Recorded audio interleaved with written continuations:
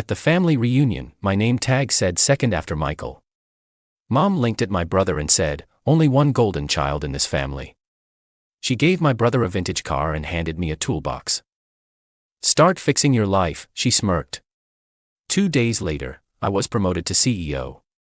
She didn't even know I owned half the company. At the family reunion, I was the only one without a chair. Literally, they had set the backyard up like it was a wedding. White tables, floral centerpieces, printed name tags. I scanned the table for mine, wondering if maybe someone had moved it. And then I saw it off to the side on the kids' table, a name tag that said second after Michael. What is this? I muttered, holding it up. Oh, don't be dramatic, Mom said, gliding past me with a tray of cupcakes. She gave Michael a little wink. We all know there's only one golden child in this family. Michael snorted with laughter. Come on, it's just a joke. Except it wasn't. Because the next moment, Mom walked out of the garage, holding a set of car keys attached to a huge red bell. Michael, she announced, turning heads. Your surprise is waiting in the driveway. Everyone followed her out, oohing and clapping like he just won a Nobel Prize. I followed last, slower. In the driveway sat a fully restored 1969 Mustang, sleek and shining like something out of a showroom.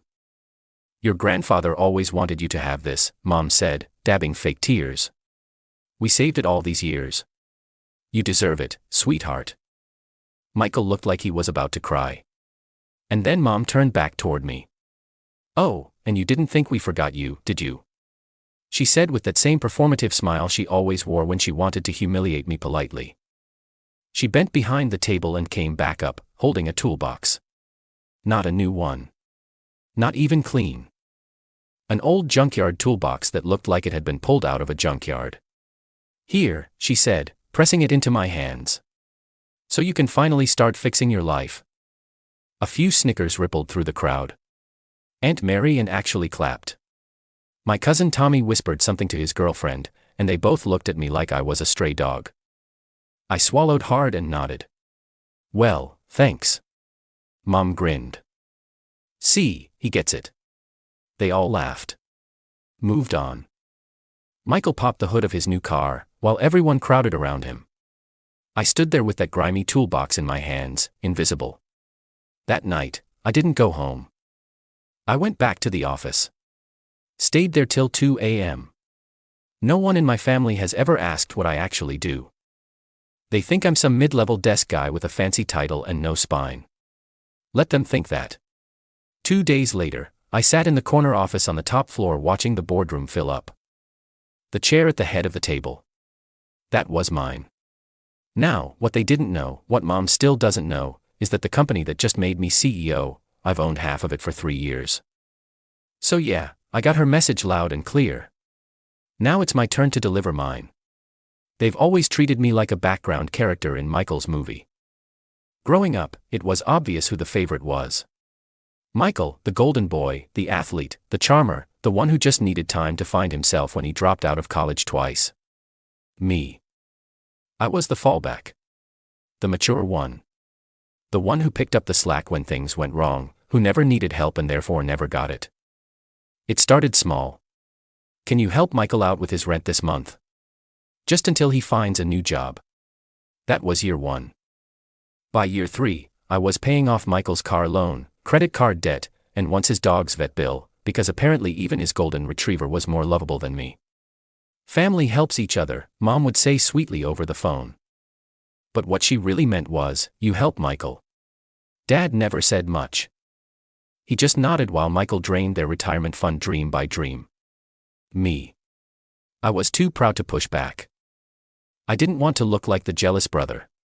So I paid every month quietly. Even when Michael was out at bars networking. Even when he showed up in Gucci sneakers he got on sale. Even when Mom bragged to the neighbors that Michael's working on a startup idea, while conveniently forgetting who was footing his actual bills. They never asked what I did. Never visited my apartment. Never asked how I was managing. They just assumed I'd keep going. The breaking point started with a phone call at 11 p.m. Hey, Michael said, casual as always. You got a sec? He only ever called for one reason. I need a small favor. He added before I could answer. Just a few thousand. My car broke down and I've got a date this weekend. Well, 2 actually. Long story and I'm kind of stranded. I'll pay you back eventually. I didn't say anything. You still there?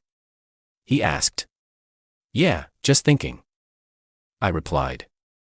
Did Mom put you up to this? A pause. He laughed. What? No, but she did say you've been kind of moody lately. Everything okay, bro? Moody.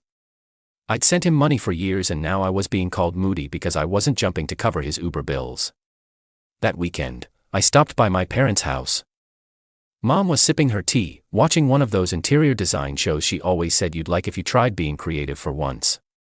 You know Michael's under a lot of pressure, she said before I even sat down. From what? I asked. He doesn't have a job.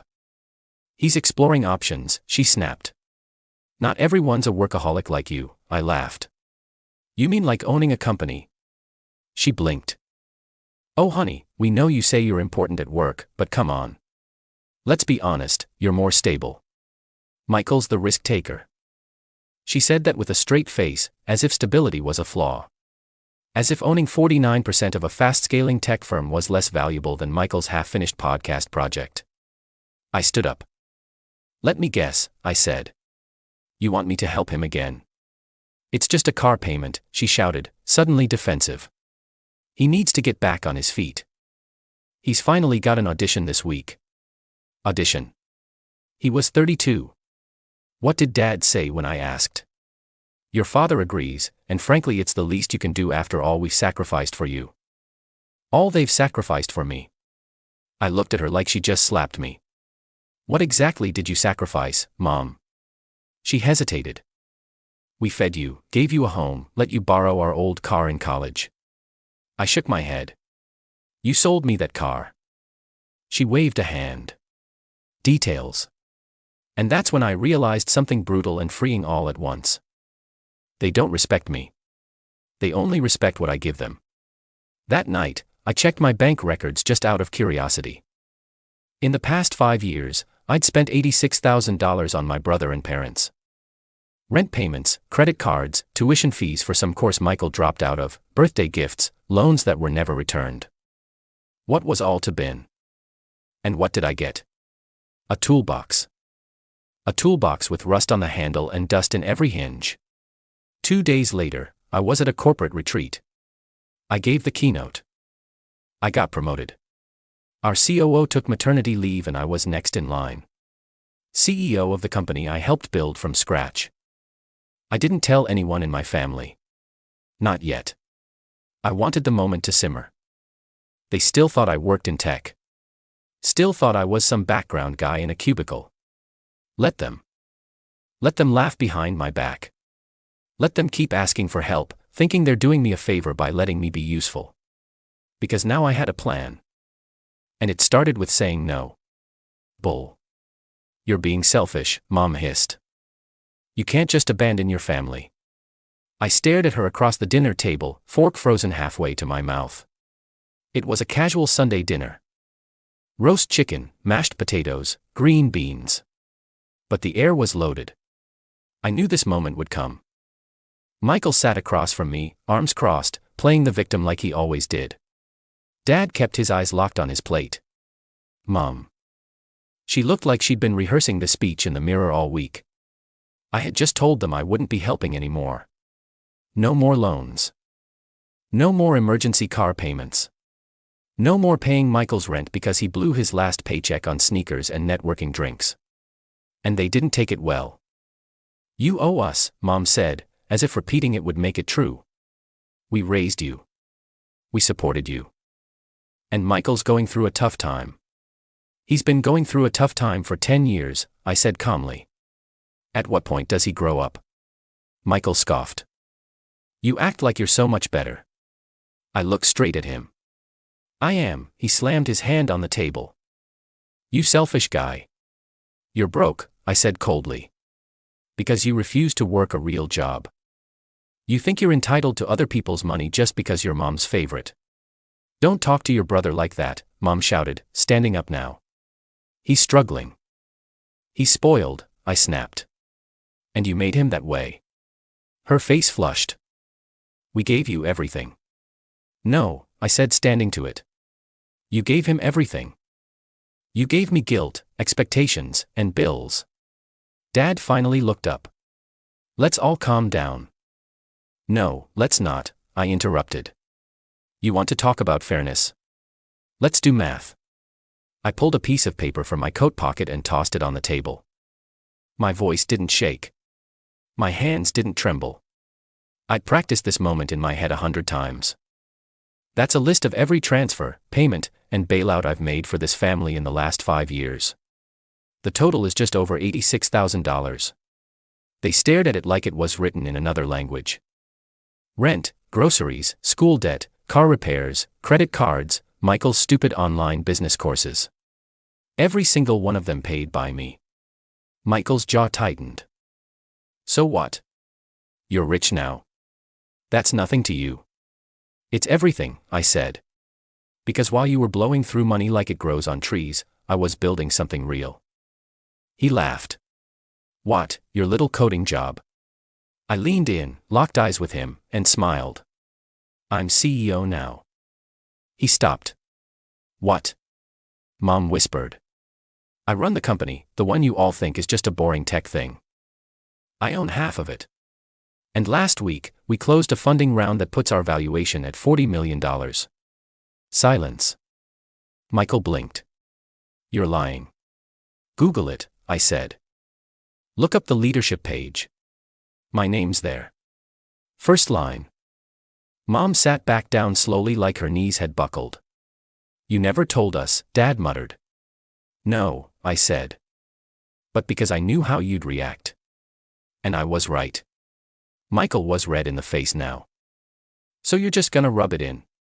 Throw it in our faces? No, I said. I'm setting boundaries, which, by the way, is what healthy people do. Mom's voice cracked. We're your family. No sweat, babe. I replied. You're users. Like, you used me until I was dry. And when I finally said no, you called me selfish. Because you are, Michael snapped. You let me drown while you were out living like a king. You weren't drowning, I said, walking toward the door. You were floating on my back. And now you can learn to swim. Mom's voice turned sharp, panicked. If you walk out of here, don't come back. I turned at the door and gave her the calmest smile I'd ever mustered. I wasn't planning to. Then I walked out. And for the first time in years, the silence that followed felt like peace. I didn't look back after I walked out that night. No dramatic flinching. No second thoughts. I got in my car, started the engine, and let the GPS guide me home like I was escaping a fire. And in a way, I was. The next morning felt surreal. No messages. No missed calls. No guilt-laced voicemails. Just silence. It was beautiful. For the first time in years, I made breakfast without checking my phone for someone else's crisis. I played music loud. Drank my coffee on the balcony. Watched the city blink to life. And thought, this is what peace feels like. But peace and my family never last. By day 3, it began. First came the passive-aggressive text from Mom. I hope you're proud of yourself. Michael's devastated. Then Dad chimed in with something colder. Family isn't supposed to be transactional. And finally, Michael himself. You think you've won? You haven't. You'll see. I blocked all 3 because I wasn't interested in playing their game anymore. Instead, I focused on what mattered.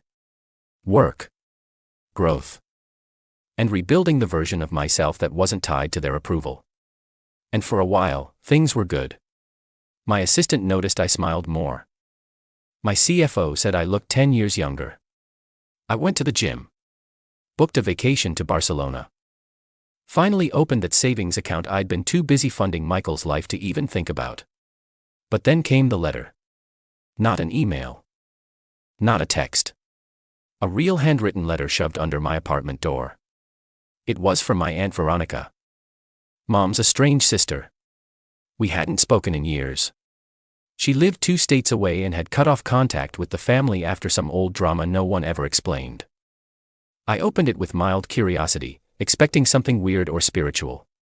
Instead, I got this. You don't know the whole story.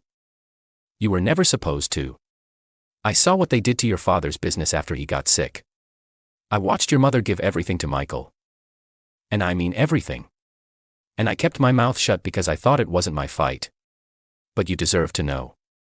Michael's been listed as co-owner of your parents' assets since he was 21. The house. The savings. Even the land your grandfather left. They put it all in his name years ago. And guess what they told the rest of the family? That you refused to help. That you were selfish. That you abandoned them. They've been rewriting the story for years. You were never second after Michael. You were never in the race at all. I froze. Reread it twice. My stomach twisted into knots. All those years. All that money. And they'd been setting him up to inherit everything behind my back. I didn't care about the property. Or the house. Or the inheritance. I cared that the entire time they were guilt-tripping me into paying Michael's bills, they had already handed him the kingdom. I was financing a prince with a crown I never knew existed. I called my lawyer. And just like that, it all unraveled. He pulled property records. Account statements. Found joint ownerships I never knew existed. Titles transferred quietly through back channels. Michael was technically a co-owner on 3 properties. And had access to a family trust worth over $400,000. Money they told me didn't exist. Broke, they said. Hard times, they said. Help your brother out, they said. It was a scam. A long, slow, perfectly orchestrated con. I sat in my office that night looking out at the skyline, feeling hollow. It wasn't just betrayal. It was systemic. Built into the family structure, brick by brick, lie by lie. And then came the phone call I never expected. Michael. I don't know why I answered. Maybe because I wanted to hear him squirm. Hey, he said. His voice was flat. No arrogance. No swagger. I didn't speak. I know about the letter, he finally said. Aunt Veronica showed her true colors. Huh. I know about the trust, I replied. The properties, the fake broke act, all of it. He sighed. Look, it's not what you think. It's exactly what I think, I snapped. You let me pay your bills while you sat on a 6-figure cushion. Because they made me, he blurted. Okay. They said it was the only way I'd ever succeed. They said you were going to leave anyway. That you never cared about the family. And you believe that? I asked. He didn't answer. I laughed, cold and sharp. You know what's funny? I kept giving, even when I knew you were lying. Because I didn't want to believe my own family would sell me out. He tried again. What do you want me to say? I don't want an apology, Mike, I said. I want you to remember this moment. He was silent. Because one day, I said. When that trust runs dry and the empire crumbles, I won't be around to pick up the pieces. Then I hung up. But that wasn't the twist. The real shock came 3 days later. When I got a call from an unknown number. It was Brian, my childhood best friend. Dude, he said, panting into the phone. Did you see the news? I pulled up the local paper headline. Family trust under IRS investigation. Fraudulent activity alleged. Turns out Michael had dipped into the trust illegally. Forged a few forms to accelerate access. Someone filed a tip anonymously. Not me. Not Aunt Veronica. Someone else. They froze the assets. Michael's accounts were locked. The properties placed under audit. And just like that, the prince lost his crown. I smiled. Because sometimes you don't need revenge. The truth does it for you. I used to think walking away from family meant failure. Now I know it's freedom. The day the IRS froze the family trust, I got exactly 0 calls from my parents. Not to explain. Not to apologize. Not even to deny it. They just went silent. Michael, on the other hand, blew up my phone. 32 missed calls in 2 days. Voicemails that ranged from furious to pitiful. You ruined my life. Please just talk to Mom and Dad. Help us fix this. Fine, be that way, but don't come crawling back when you're lonely. I laughed out loud at that one. Crawling back. They gutted me for years. Called me selfish. Lazy. Dramatic. While they bled me dry and crowned my brother as heir to an empire I never even knew existed. And now I was supposed to crawl back. Let them deal with it. It was their mess. They built it. My life, on the other hand, had never been better. I moved into a penthouse apartment downtown. Floor-to-ceiling windows. Silence so rich it felt like luxury. I slept better. Worked harder. Spoke louder. I stopped flinching when people said family. And I started building something new. Real relationships. Colleagues who respected me. Friends who didn't keep score. And for the first time since childhood, a life that wasn't lived in the shadow of Michael's golden glow. But the universe wasn't done with me yet. One evening I got an email. The subject line, "You don't know me, but I owe you everything." It was from a woman named Claire. I didn't recognize the name. But her first line made me sit up. "I'm Michael's ex." She explained everything. How they dated in secret for 2 years before Michael ghosted her the moment he got access to the trust. How he borrowed money from her. Used her name to rent a place. Destroyed her credit. How he lied about working for my company. Said he was an executive strategy at our firm. She thought it was true until she read the article. Until she saw my name as CEO. "I thought you were just some jealous brother. That's how he painted you." But the truth hit me like a brick wall. I believed in him. I covered for him. I thought I loved him. Then came the line that sucker punched me. "But while he used me, it was your name that helped me get back up." Turns out she'd applied to one of our company's sister startups after reading about us in the business section. They'd hired her. She was now thriving. "You helped me without even knowing it," she wrote. "And I just wanted to say thank you.